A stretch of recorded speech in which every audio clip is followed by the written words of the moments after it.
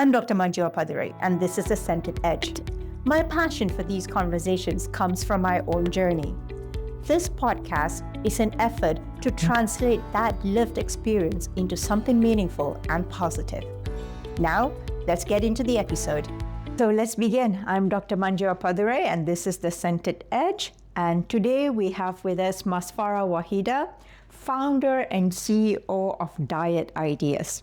Now, as 2025 draws to a close, 2026 is coming up. Do I need to diet? What does the founder and CEO say? I think diet is not really a phase, but it should be a sustainability lifestyle that we have to do. So it's not about New Year, we have to do that. It's everyday choices.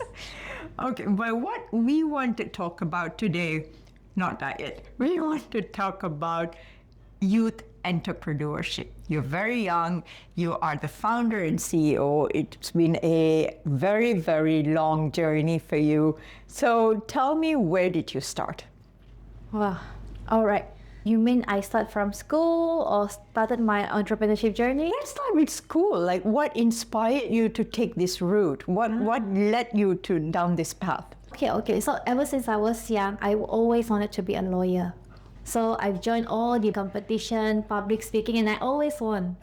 But apparently, the moment I signed up for a UPU application to a university, I suddenly didn't want to be a lawyer. It's like, I said, okay lah, I want something else.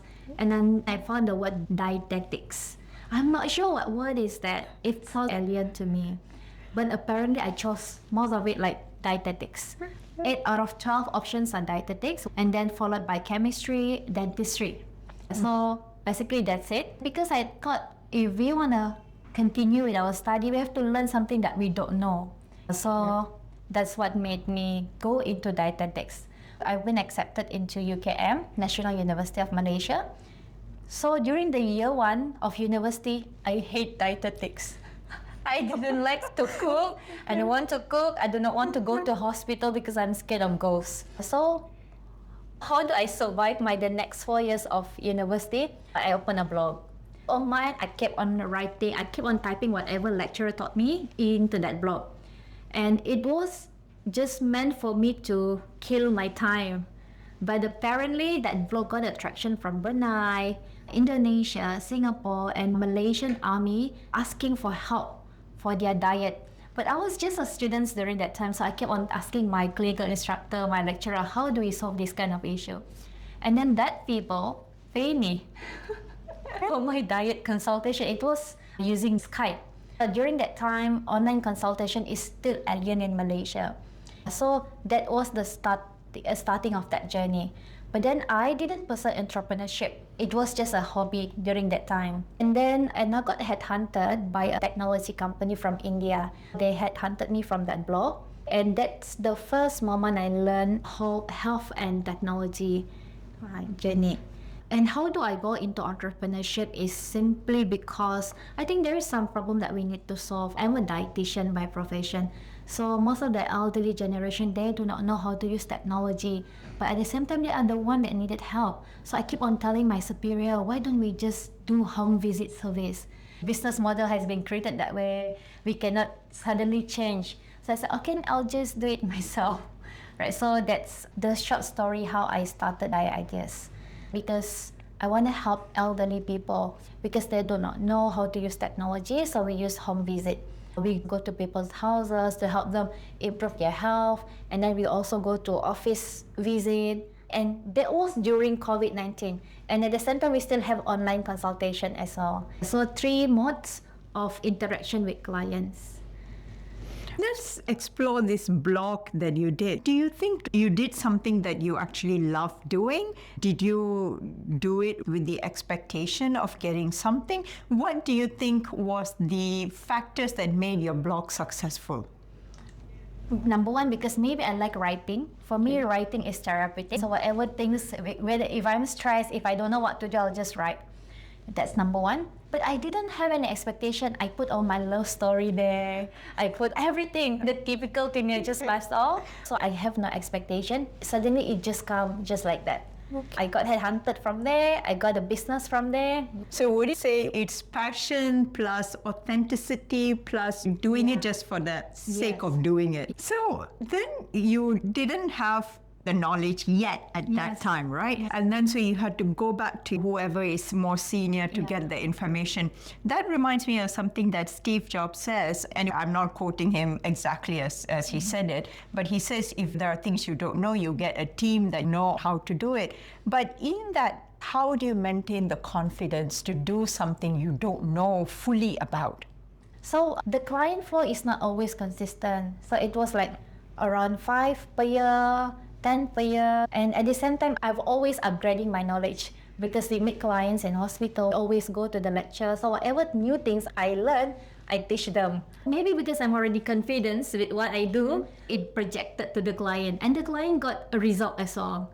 So I believe you have to be confident on your own and continuous upgrading behind the scene. I think, how do I build that confidence?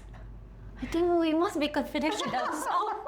We have to convince ourselves first before we convince people. You have to be confident before taking action, but the action leads to confidence. Yes, action leads to confidence. Okay. You said just now you cannot change the business model, right? But yet you did change the business model to suit you. So what is your take on creativity, on going down a path not traveled often, charting your own way? So just for clarity, the business model that cannot be changed was my previous employer. All right. And then after that, I changed it. I do my own way. It's very, very hard. Because we thought from the outside, it looks easy. But when you go deep down, it's really, really hard. You have to learn, and suddenly you have to go to people's houses. So there's a question of security. There's a question whether the people are welcoming you. And there's a question whether we give the real value to the people that pay us. All right. So you started with blog, right? Yeah. At what point did you realize this is not an idea only? This can become a sustainable business. I was on my job during that time, but I always felt bored. I've always have some idea. I've always thrown it to my boss, but it's always rejected. Maybe I was young during that time, 23. Never mind, maybe I want to build a business, right? But I also came from a business family, right? So the female side, they are running F&B, and then the male side, they're running construction, import, export, and tourism. So I witnessed firsthand when the family got millions of profits, and also I witnessed firsthand when we have 0 ringgit. So I do not want to have that kind of life. So that's why I work. But when I was working, it was only like less than a year. I feel bored, and suddenly I just registered a company. I don't have any goal, I don't have any plan, but I just registered, and the name is Diet Ideas. I don't have any idea what to do, but I know whatever my parents invested on me to learn, maybe we just have to build something from there. So that's the name, Diet Ideas. So I registered it. I didn't know September. After 1 year, you have to pay secretary fee, you have to pay accountant. So what makes me jump seriously into Diet Ideas is because I have to pay all that fees. And I think it's unfair if I just close it without paying it. Even if we close it, we have to pay, right? So there's no way except doing it. So I decided to resign from my company, and then at the same time grow Diet in the middle of COVID. So my motivation during that time was, if the business is not doing well, just blame COVID. Everywhere is people also losing their jobs. And I am young, I can get other opportunity. Maybe just work in petrol station just to feed ourselves. So do you think when you are young is the time that you should actually go out and try this? Or when you are young is the time that you work for a big organization, you learn so that later on you can do something on your own? What do you think is the best recipe, or is that depending on people? I think when you have less responsibility, in your 20s, you don't have to take care of others. That's the best time to take action. So people have been telling me, let's work for other people first. But I think entrepreneurship is not straight line. You have to learn on that field. So even if you have 20 years of experience and you jump into entrepreneurship, you are still going to scale again. So might as well you start first. You started during COVID when everyone was afraid of starting anything new and businesses were closing down. Have you always gone against the trend? And What was business like during COVID for you? Maybe I was a little bit reckless during that time. And I think sometimes being reckless is a blessing in disguise, right? I have no any other business experience, so I don't know comparison between COVID, business before COVID and business post-COVID. I just started it, and as a millennial, we know how to learn, we know how to run advertisement. So we run an advertisement, and suddenly our business grew 15 times from only 4,000 ringgit to almost 250,000 within a span of 1 year. So it was during COVID-19. But during that time, I didn't know how to manage a company. So even though we got profits, but there's leakage because I don't know how to manage finance during that time. But somehow there's also a blessing because I started young. I didn't have any proper business education. So I burnt a lot of money as my tuition fee for entrepreneurship. And how did you realize this is not the right way of doing business? And what steps did you take to correct that? When the MCO was lifted, we were a team of 13 people. And during that time, I was doing online consultation. So team going to people's houses for home visit. But I realized that when the MCO lifted, the demand of diet consultation is not as during COVID-19. So we have quite a number of manpower on our fixed costs that we have to pay. But number of clients is dropping, right? So that's the first realization, but I didn't take action. Because I was young, I'm scared to let go people and I want to be the best boss. I'll be together with you even the business is suffering. That was my mindset during that time. Okay, but after months on month, we keep on paying the expenses, but there's no income. So the company has no money.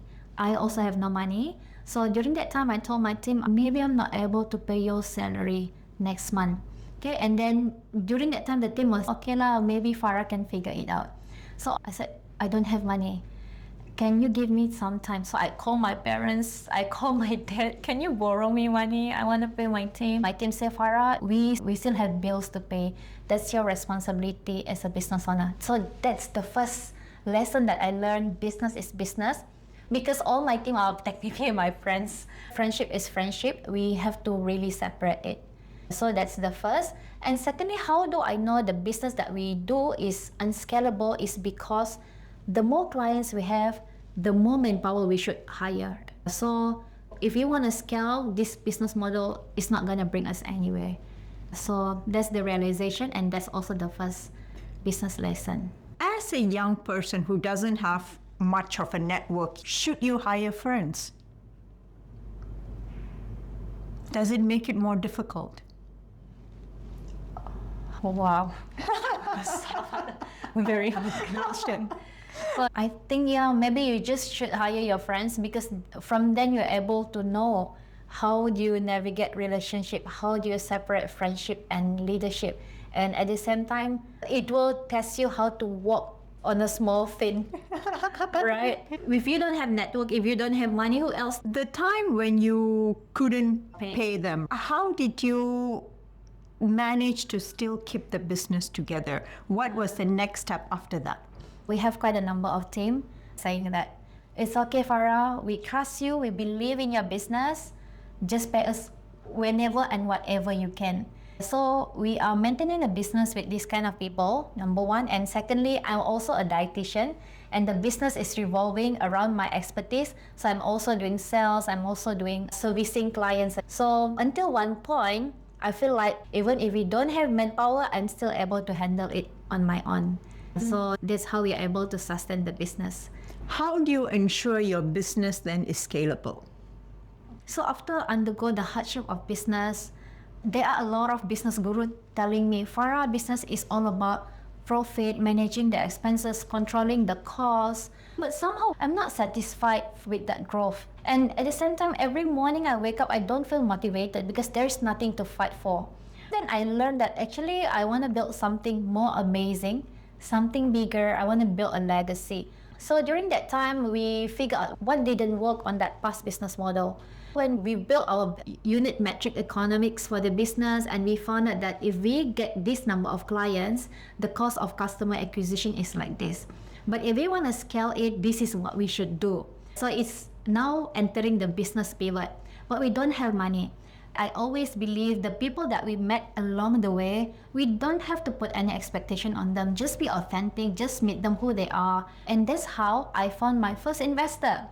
So my team and I went to Singapore because they are the sales team. So I met someone on LinkedIn, and then he said, and he's from Singapore. And then I told him, we are also traveling to Singapore. And he said, Farah, can I invite you for lunch? And then I said, if you want to invite me for lunch, you have to invite my team as well because I'm bringing them. So during that lunch, when we were in ideas, I talk about the hardship, where I become so broke, where I am able to make money, all the ups and downs. And he asked me, Farah, are you looking for investment? I said, yes, I'm looking for investment. It's 1 million for 10%, no negotiation. And then he said, I want to invest. So this person, I don't know him. That's the first time I met him.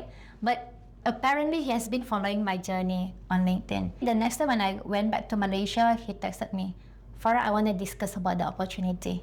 Yeah, so to keep things short, we got an investment. So from that money, we rebuilt our business model. We built the technology for us to be able to scale further. Yeah, so that's the journey, and that made Die Ideas business model previously has able to be evolved up until today. Wow. When you did get the funding, what was that like after? Was there additional pressure? Were you then had to be more regulatory, be more compliant to your investors? What was that experience like? All right. So when I first started the business, it was on my own, right? And Farah, and together with the team. But I know when the business was struggling, I know what went wrong. Number one is my leadership. I don't have any business experience, so I actually proposed my husband to join me.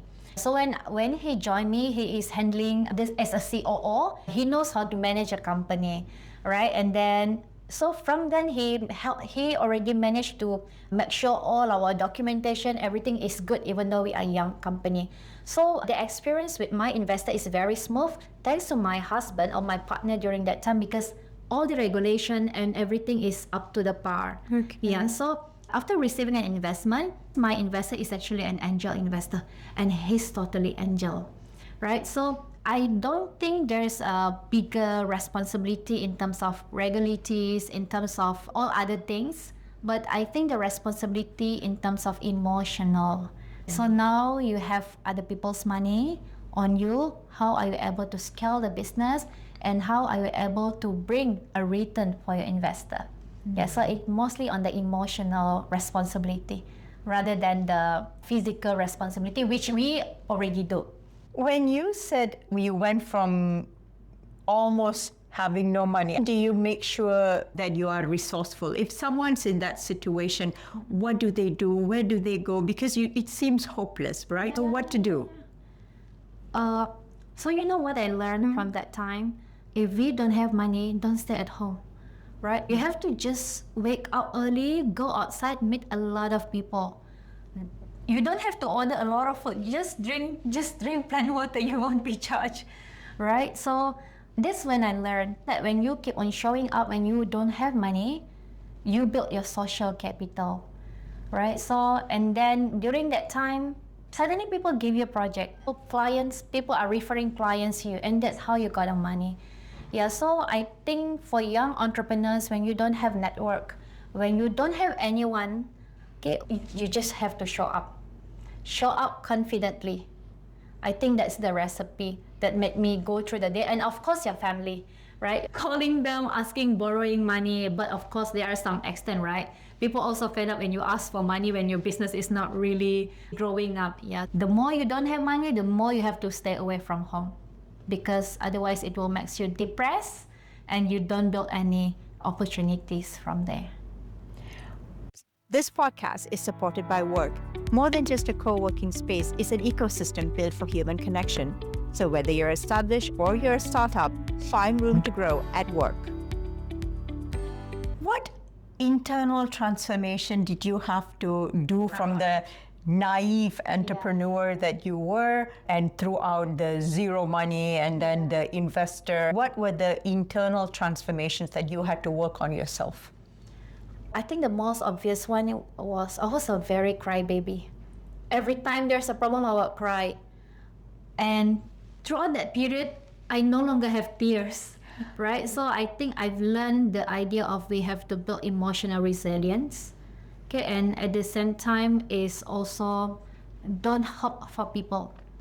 You shouldn't put any hope for people, but you have to work on that. You know, like a lot of Muslim people always say that people will help you, right? But I think when it comes to entrepreneurship, you only have you and your God, right? And I become suddenly very spiritual as well. During the period when I have no money and a lot of responsibility and I have to pay a lot of bills, I don't know what to do. No one is able to help us. So you know what's the first word? Ya Allah, right? And I think that's quite powerful. What do you think young people, they hear stories about Zuckerberg or Steve Jobs started in garage, grew, become millionaires. What do you think they romanticize about entrepreneurship that's not real? Yeah, I think it's Because it sounds great when you listen to it, right? Because you hear the success stories, but what is the actual truth? it's gonna test you to the point that you almost give up. And people around you will say, what are you doing? Right? Just be realistic. What are you building? So to the point that you're always questioning yourself, hey, is this something correct? Right? So yeah, I think there's something wrong. It's not really wrong. Maybe for people who have a strong desire to be successful, that kind of romanticizing the hardship is able to bring them through the hard days.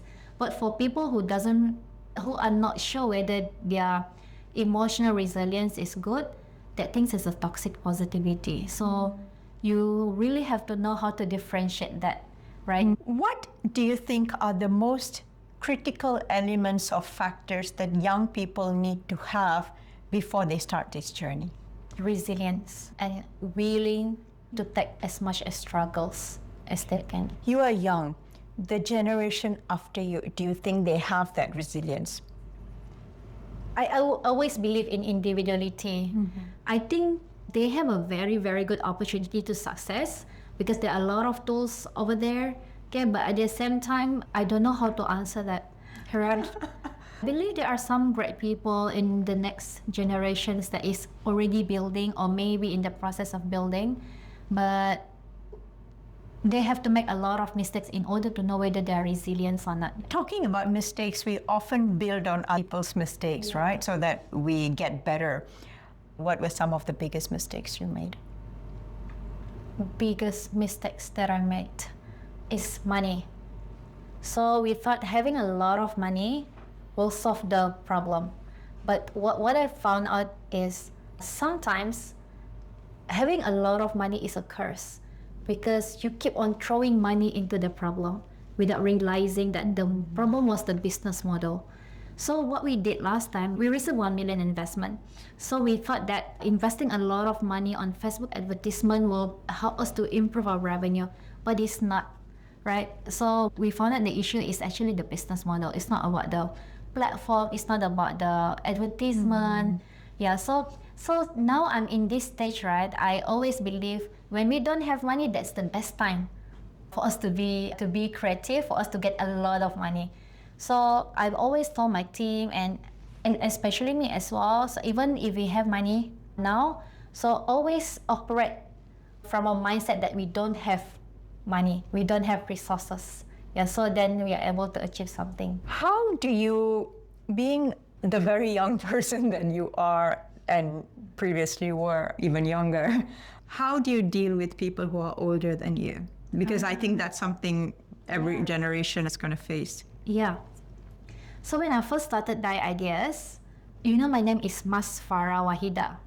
So I have 3 personalities. So Mas is the customer service. Farah is the face, right? And then Wahidah is the service person, right? So because we are online business during that time, and most of our clients are people 40 years old and above. In my early years of entrepreneurship, I've had this identity. People ask me, who is the owner of the business? There's a lady, but it was me, right? They are very good. So he's older than me, is actually supportive of young founders. They were shocked when I'm actually the one who owned the business. And then when there is a small mistake during the service, and they kept on saying, that's why I do not want to deal with young people. They don't know how to do a business, right? And then, but there's also good people where this client was a TV producer. So for a period of 6 months, she thought that I'm actually employed by their ideas. Until one day, she said, Farah, can I ask permission from your boss to showcase you in TV? So I have 13 episodes and I want to showcase you as one of the dietitian. Can I have a session with your boss? So then I said, oh, how do I, it's like busted already, right? So I said, actually, I'm the owner, right? Oh, that's great. So up until today, she's been helping me, and at the same time, she keep on giving motivation because we are young people. So I believe it's not all the people are bad to the young founders, but actually it's all about individuals. So for me, how do I manage it is just be authentic, as authentic as you can. If you don't know anything, don't apa yang nak tunjuk pandai. Just show, just be vulnerable. People will be helping people who need help. Yeah, so just ask help. Just learn a lot of things from people. Just tell them if you don't know. Yeah, so this is my experience. You won't be able to control people's opinion. So you just control what you can. But do you think there were barriers in your career, in your progress? Maybe it was like you had fear or imposter syndrome, or were there any lack of access to information? Somehow during the year of my entrepreneurship, we have a moment where we don't have money to even eat, right? I have to call my sister to transfer some of the fund for us to settle the bill. So I think that part of that entrepreneurship, I've been in my lowest position, right? So I've always believed whatever barrier we will have to, has taught me I'm not scared of anything except ghosts. Yeah. Yeah, so that's what I learned. And I've been surrounded by quite a number of amazing people. I learned from them, and I learned about the idea of limiting belief, right? Just ask, what's the worst that you can get? Maybe it's just a no, okay? And at the same time, maybe you just shy, malu, you got shameful when you get rejected, but never mind, right? If you don't ask, you don't get anywhere. Yeah, so for any barrier, we will always try our best to pass through it. Okay, and if there is any hardship, we'll just ask help from other people. And I always believe in the power of, if you don't know anything, you just tell them. Just be authentic, just be vulnerable. People will help you. So just have this kind of thought. Do you not think people will take advantage of you if you are vulnerable and you say you don't know? Somehow I developed maybe a little bit intelligence. So there are times when you put a barrier, okay, and there are times when you, okay lah, these people seems to be trusted. These people I can learn from him. But there are times when, okay lah, in order to get these things, I have to pay this person, and then no need, right? Yeah, so of course, you should know how to put some intelligent or emotional barrier, and always follow your gut. I'm not sure if this is the right strategy, but yeah, I think always, when you know nothing, always follow your gut, because sometimes your gut is telling you something as well. Before, if any young person out there wants to go down this path, what would you say are some of the things they need to equip themselves with before they begin? All right. So I think if I'm able to change this journey again, I think what would be best is for me to start be in an ecosystem, start be in an organization that is actually help me to expose, to improve knowledge, to improve network of people. Yeah, so that's number one. And secondly, to really learn about how can we reduce some of the mistakes. Is mingling with a lot of people, dealing with a lot of organization that is in your industry. But I think when it comes to emotional resilience, the business resilience, that one you cannot run away from making mistakes. Mm-hmm. Were you at any point ever afraid of people's perception of you, of being judged, of what people will say? When I first started the entrepreneurship, yes, of course, we cannot do like this, like people like that. we have to behave certain way because later this one. But the moment when I have no one to help us, I no longer care about anything. You can say whatever you want. As long as I'm able to pay my team's salary, as long as I'm able to pay my kids' school, able to pay the rental, that's all matters. I'm able to achieve my dream, that all matter. Whatever perception towards me, I don't care. Yeah. So in my early years of entrepreneurship, yes, people perception is very important. After I got nothing to lose anymore, I really don't care. Do you have any regrets, and what are the things that you're most proud of about yourself? Regret? You mean regret in entrepreneurship? Yeah. And what are the things that I'm proud? Wow. Looking back, you think Yeah. like, if only I didn't do that, things would be better. Then now that, no, I'm so proud of myself that I did that. Yeah, I think somehow maybe I also have this toxic positivity, right? So somehow all the mistake that I learned or all the bad things that I've done, I always say, oh, there's a blessing in disguise. There's a silver lining. To the point I don't remember. But if you talk about the regret, is it a bad thing if I don't have regret? Nope. Right? I guess when you toxic positivity, Yeah. you turn everything that's toxic Yeah. into something positive and gratefulness. So. Yeah. So, regret. Thinking hard. Yeah, thinking hard. That's a good thing. Yeah, but for that, I just to be able to be at this moment, at this stage, every moment and every journey of it, I'm very proud.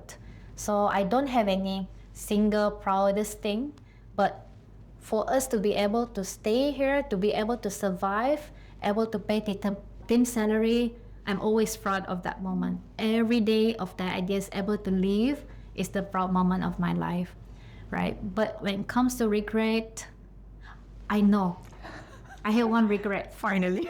Yes. So I have two kids, right? And my youngest one is now 2 years old. So after I gave birth on Caesar, I go back to work after 2 weeks. So my son didn't really get as much attention as the firstborn. So up until today, somehow I feel like regret. I look at his face, oh, you didn't get as much attention as your brother. So if I'm gonna get pregnant again, I will wanna take 1 month break and I just wanna focus on the kids. So it's a motherhood regret, right? Okay. Yeah. For entrepreneurship, I think I've done all my best, but maybe because I have a strong desire to make sure whatever things that I built is successful. Okay, so for entrepreneurship, I don't have any regret. I'm trying my best, but for motherhood, that's the single regret. Yeah, I don't spend that much time. Actually, I have another regret. Suddenly, I have a lot of regret when it comes to motherhood. We also have one point of time where we don't have money to pay my firstborn kid's tuition fee because we take the money to pay for the team's salary. So I think if I could turn back the time, at least for me as a founder and my husband, we have to set some boundaries between personal sacrifications to the business. So that's why if you ask me about regret about the business, I don't have any regrets. I've done all the things that I can't. But when it comes to motherhood, I have a lot of regrets. I'm confident that you have done well there. You know, I've told my husband, my firstborn, I've breastfeed until 4 years old, right? When I'm very scared to the point that I told my husband, if we don't have money to eat, at least my breastfeeding can make our baby has nutrients. So that's, I've thinking of how do I want to make sure that it is successful up until that extent, right? Yeah. So I'm always, from the first time I met you until now, I'm always amazed at the resilience and the sacrifice and the mental fortitude that you have to make your business successful. I'm both in awe and inspired by you. It's amazing what you have accomplished. There is so much more I think young people would need to learn from you and know about the journey that you've made, but we need to bring this particular episode to a close, but we need to deeper into your journey at much later stage. But I want to close by asking you one question that I ask every guest who comes on the show. If you had one wish to make the planet a better place, what would it be? So I think one of the things, the strongest motivation is because of my kids as well. I believe even though I'm a dietitian, my kids' nutrition are very good, right? We give them good nutrition, fruits and vegetables is always on the table. But I think at the end of the day, I know that my kids will be shaped by the society, right? So I think how to make sure the world is a better place is really to educate our society on how food can be a medicine for them personally, but for our future generations, for our planet, right? And at the same time, then only we're able to bring peace and happiness to each of the families in this all. And it starts from our nutrition. All right. Completely agree. 2026, focus on nutrition. Thank you so much, Farah, for being on our podcast today. It was amazing and lovely to have you today. Thank you so much, Dr. Manju, for inviting me. All right. And that should bring us to a wrap. Well, thank you for joining me at The Edge. Now, the stories and opinions shared by my guest are theirs alone. They are raw, personal, and do not necessarily reflect my own views or professional stance. I present these dialogues as lived realities, not absolute truth. It's for you to examine, challenge, and interpret. Like any investigation into the human condition, the evidence is laid bare. What you take away from it, it's entirely up to you. Once again, this podcast is supported by WORQ. WORQ is not just a co-working space, it's an ecosystem built for human connection. So whether you're an established entity or a startup, find space to grow at WORQ. Okay, be sure to turn on the notification bell icon for this podcast. And here's a surprise. Please like, subscribe, comment, and share. And if you do all four, there's a mystery gift potentially waiting for you. I am Dr. Manju Appathurai. Until the next time, stay centered, but keep your edge.